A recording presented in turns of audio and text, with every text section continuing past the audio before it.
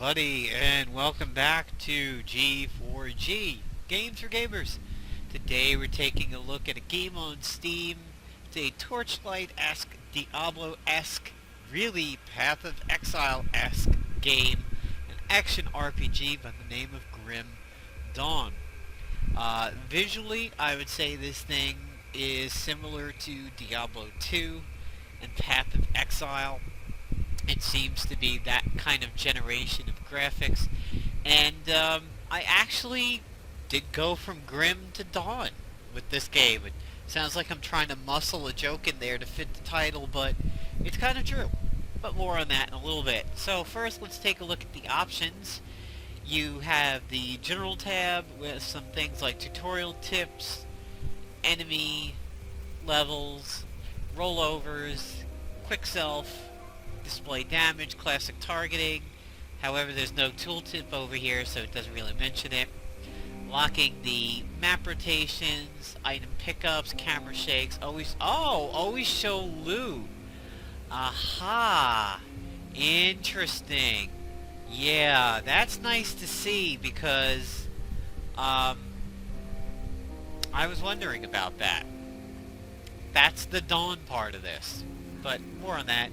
Here is your key bindings, and you can set them. They have them in a primary status, and you can go ahead and change them. They're not logged. They're not locked in. You have audio over here, and you have some video over here. And honestly, I think with most PCs, you can kind of crank this game up a little bit.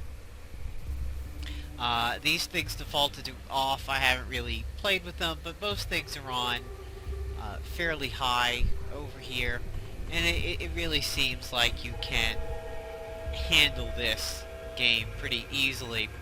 So about this always show loot, yeah, let's talk about the Grim and the Dawn part of this. Here is my character. He's the warrior type and has a secondary spec. We will definitely get in on that, and this can be played offline. It's pretty much how I've been playing it. So, what's the Grim and the Dawn part of it? Well, the Grim was that I actually didn't like this game a whole lot when I first started playing it. When I think of an action RPG, when I think of a Diablo and a Torchlight, I think of a lot of skills, I think of a lot of loot. I think of a lot of action, and this game was sort of lacking in a lot of the things that I believed a game like this should have. 6 scrap, 3,000 iron bits. Okay, so I have to still get scrap for that. And there wasn't a lot of loot. And there wasn't a lot of action, at least on my part. I had one skill, and that was this force wave over here. Well, it turns out, and I also couldn't do quests because I couldn't ever find the items for the quests and everything. It turns out I was sort of missing something. And that's the Dawn part of this. As you can see here, now I can actually see items. But prior to turning that on, I had to hit Z or X, and I did not know that until this morning. I was looking at my keybinds, and I was like, well, you know, the standard kind of alt to show stuff on the ground isn't working. Maybe it's something else, and I saw what it said Z was and X was, and I said, well, let me give that a try, and all of a sudden, my enjoyment of this game went up tremendously, because I was able to do quests, and I was able to find loot, and that's what these kinds of games are about. Stocking your bags full of shit that you need to get back to town for fairly consistently to sell, and see if things are upgrades. So far, this game doesn't seem to have any need to identify items, which is cool. And there is a built-in town portal called the Rift Travel, so you don't need to worry about bringing town scrolls, and it even has a weapon swap, which we've kind of come to expect from games like this. And the default key for this is actually W, which does seem to fit the standard. It seems like this game wanted to be the goth kid hanging out with a bunch of suits. It wanted to be the hippie hanging out with a bunch of goth. Everybody's human, everybody's still a person, but they're just a little bit different, and that was, I think, one of the biggest factors in this game in the beginning. So now that I can actually see stuff when it drops, the game is tremendously more enjoyable, because now I can complete quests. Yay! And why I called that a dawn is, I happen to have been woken up with a medical condition that I have about once a year. It's called cluster headaches. It exists for about a month out of the year, where I could go through some intensely painful headaches that last anywhere from, 10 to 15 minutes to an hour, at worst 3 hours. And they tend to wake you up while being asleep, and it's extremely hard to go to sleep until they pass.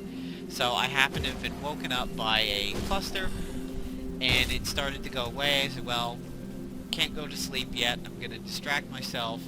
Oh, hey, my net really isn't working. Essentially, my net was up, it was connected, but I didn't have DNS, so I couldn't resolve anything. Couldn't get anywhere on the web, couldn't do any online gaming, so I said, let me try Grim Dawn in offline mode over here. Maybe that'll be fun. And it was during an early morning dawn hour that I was able to figure out these key bindings and these settings. And now I consider the game a lot of fun. It, of course, as you can see, it has some older graphics, and there are some things that it does differently than a lot of other games of its type, like Tab does not do anything about the map function. And, assigning skills. Yeah, I actually had to Google this the last time I played. I didn't know how to assign skills to my bars over here. So I'm clicking and I'm dragging and I'm left clicking and I'm right clicking, and I'm like, why can't I get these things on my bars? What is going on over here? So after Googling it and going through some Steam posts, you have to right click the unassigned area, and then you get this pop-up and you can assign the ability. Isn't that something? That's where this game was a little bit unique. So, about the abilities, I started off as a soldier, and I only had two, one of which takes over my default left click. So I was like, wow, this is kind of boring. I'm approaching level 10, and I have one ability, Force Wave. Oh, wow, that's just... Okay, so squares are abilities, circles are talents. Okay, and then you add stuff down here until you unlock the tree, and then you can put stuff in the tree. Oh, okay, I'm sort of getting it. Kind of boring, a little dull. Kind of looks like Dead Space, doesn't it? Looks like Isaac. As it turns out, that honestly just happens to be the way the soldier is. At 10, they offered up a dual spec, which was really interesting. You don't see that in a lot of these games. Normally you start off as a warrior, as a barbarian, as a demon hunter, as a rogue, as a monk, whatever, witch. It turns out that once you turn to level 10, you can get a second spec. You don't have to, but you can. I got a cultist, and you can see pretty early on, a cultist has actually got 3 abilities, and then 2 more. So from the occultist tree, I picked up Curse of Frailty and this little crow familiar, and it's actually augmented it really well, because if you do Curse of Frailty, and then my right click, my little AoE cleave over here, it's really helpful for going through low bads, low level baddies, and just kind of choose them up. Your inventory looks like this, so it is Diablo and Path of Exile-esque, where things have their own size instead of like Torchlight, where everything is, a particular size. You have comparison tooltips, which is pretty cool. Yellow items tend to have some kind of a magical property, whereas no tint to it will be just a standard item. You have a stash, like Torchlight, where you can sell things, where you can transfer things to other characters. You have these things which are crafting components. You can either use them as they are or stack them and then apply them after they are stacked. So here you can see some comparison tooltips, like this is more armor, but the 3% cutting is nice. You can get rid of that. And it's just a simple right click to sell. Your attributes are physique, cunning, and spirit. Spirit is for the caster types, cunning is for the roguey types, and physique is for the warrior types. You have a World of Warcraft-esque second tab over here. Defensive tab, your factions, and your main character screen. Here are your resistances, thanks to fire, cold, lightning, poison and acid, piercing, bleeding, vitality draining, aether, which is sort of like Torchlight's ember, stun resistance, and chaos damage. I think I'm gonna keep the big two-hander if I want to try something for big hits. Right now I'm running a one-hander and a shield and a gun.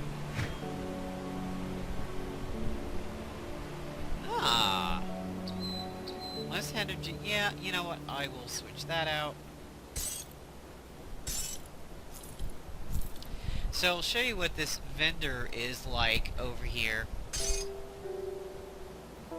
And you actually get experience for picking up books and scrolls in the world, so you get experience for being the smarty pants. Very slow, armor piercing. Yeah, I think I'll sell that.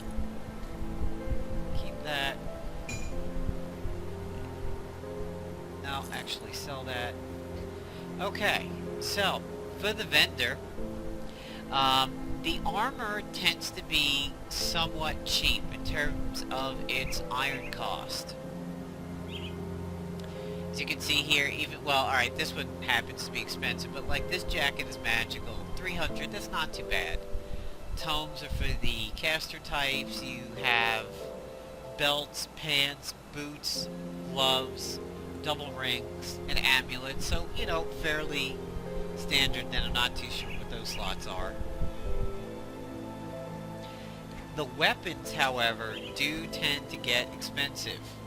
So, this axe over here, this hatchet, is, you know, about a quarter of my money at the moment.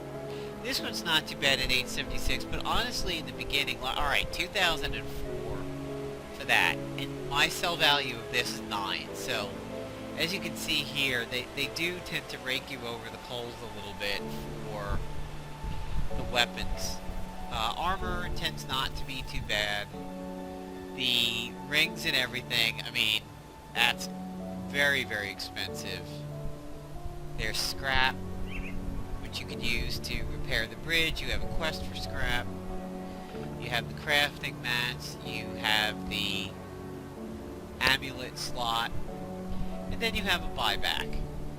And I'll show you guys the stash. It is up here. Oh, I have a turn into this guy. Awesome.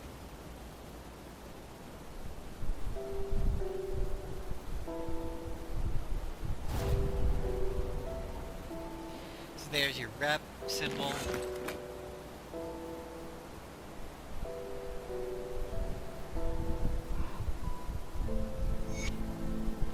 So now I have another quest, kind of a WoW-esque tracker over here.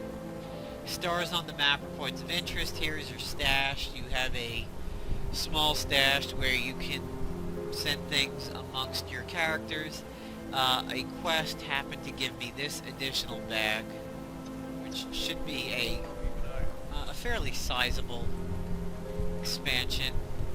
You will see stars on the maps for your quest givers, even if you are currently on their quest and don't have anything to turn into them. So be prepared for that. That's a little unusual. You have a rift over here, which is your built-in waypoint system.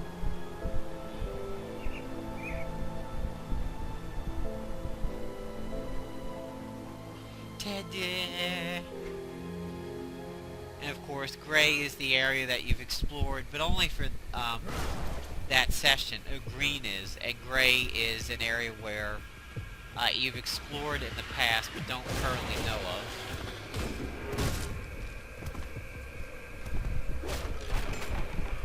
So handy to have tooltips on the ground now. Certainly beats holding down X randomly. I mean, I honestly was not going anywhere in quests because of that fact. I had to collect aether crystals, and I would beat up the crystal pile, and it would sound like it would drop. You could see the item out there in the world, but you couldn't pick it up, and you actually have to pick items up by the tooltip. So I'm going to go ahead and curse these guys.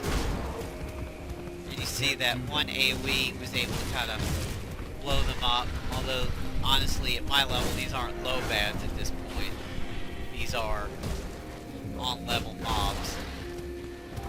You can't do that yet. Sort of do wish I had more combat abilities here other than just my cleave. But having the curse is nice, and you know, maybe it'll ramp up. These graphics remind me of a very Path of Exile level graphics. I think there's a lot of similarity to that game. Sort of reminds me of some areas of Diablo 2. So it's not what I would call the most current gen in the world, but you know, the game is a lot of fun.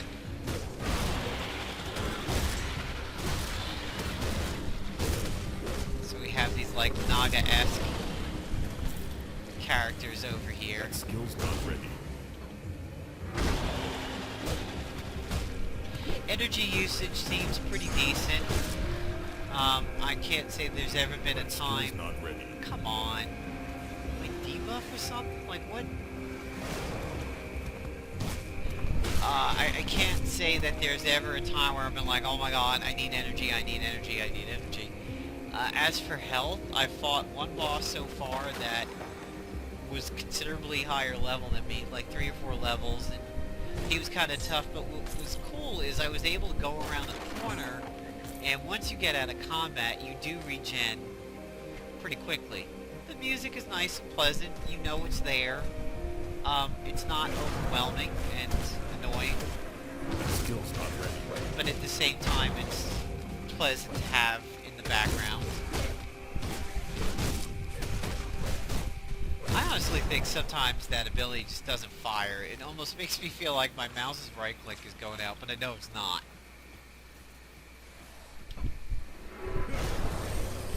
So there was the curse cleave combo.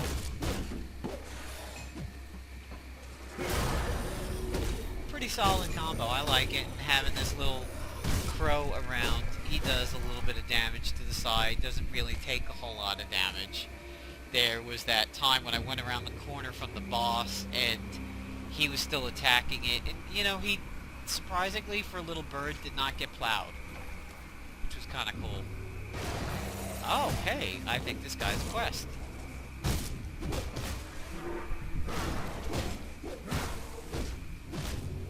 So I'm gonna go around this corner over here, get out of combat, and you'll see that's a pretty quick regen. Can't do that yet.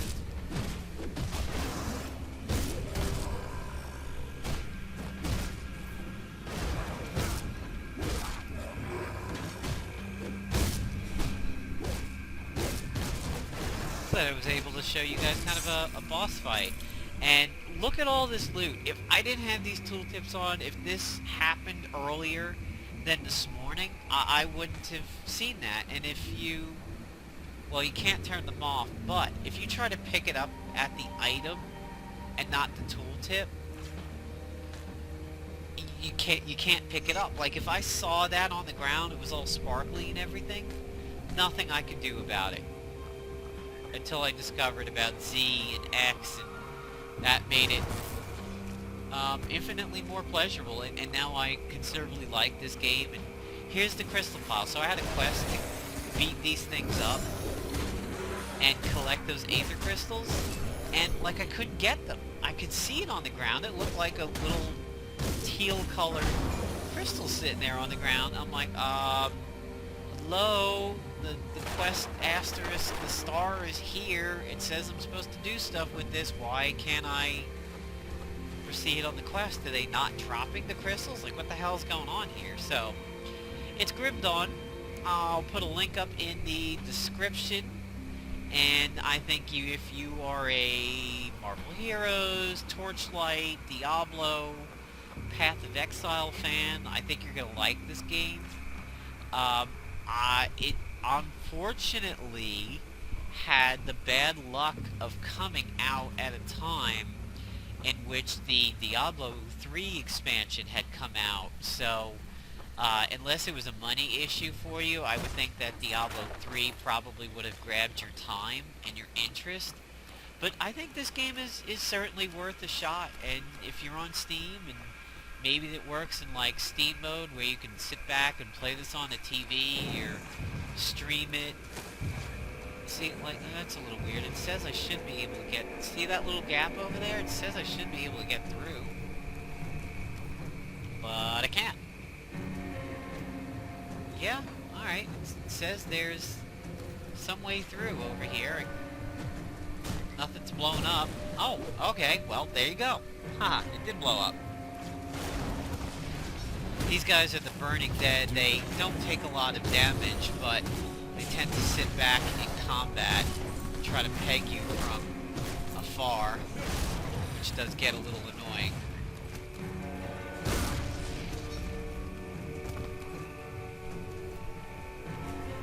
The aggro range is relatively decent.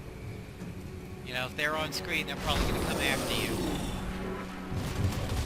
Here, the Tainted Hounds with the kind of aether corruption going on over here. And as you can see now, the loot, there's a decent amount of loot that drops in here. And I was missing all of this until this morning. And I found the key modifier for showing stuff on the ground. And as you can see, without the tooltips, you really can't see these items on the ground too much. Yeah, I can't turn them off at the moment with a quick key, but I mean, look at how that ring blends in. That crystal. And your bag doesn't fill up too bad. So there you go. There's Grim Dawn. Give it a shot if you're a fan of action RPGs. It is on Steam. It's pretty solid, and it does have some multiplayer, which I haven't done yet. Don't know what that's like. But it's pretty fun, and if you're kind of done with Torchlight, Torchlight 2, and you've done everything you want in Diablo, or maybe you just don't like to support Blizzard, or Diablo's too expensive, then, you know, I think this game is worth a shot. So take care, everybody. Hope you enjoyed the video.